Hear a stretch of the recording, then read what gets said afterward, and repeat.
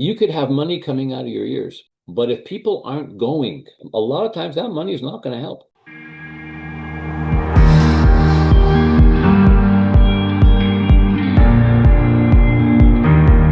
There are two wars going on in my region, the one in Ukraine and the one in Gaza and Israel. They are horrible. People are dying.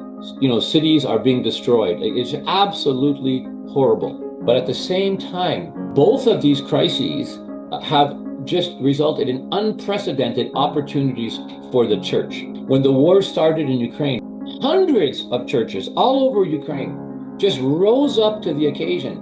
When all these refugees were going from east to west, fleeing the war, it was the churches that opened their doors and they turned their sanctuaries into refugee centers. The Ukrainian pastors say they've never ever seen the country more spiritually open in all their lives. People are listening and people are open and people are coming to Christ. There's a gal, her name is Tanya. She is in a village, in her house with a friend, her and this other lady. They're just, making supper, preparing the evening meal. And all of a sudden, out of nowhere, a Russian bomb lands in her living room and obliterates the house.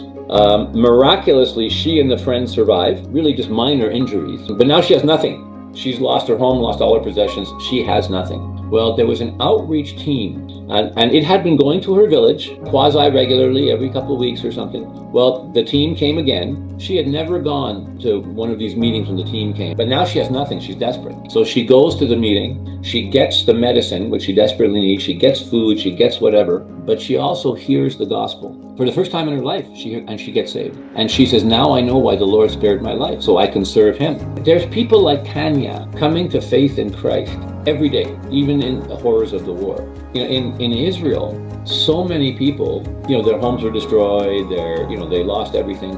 And so way before the government aid ever gets there, we have people from ministries that we partner with who are on the ground helping people. People in Israel are generally very close to the gospel. But these teams go in and they tell them, we're here to help you. And they say, why are you doing this?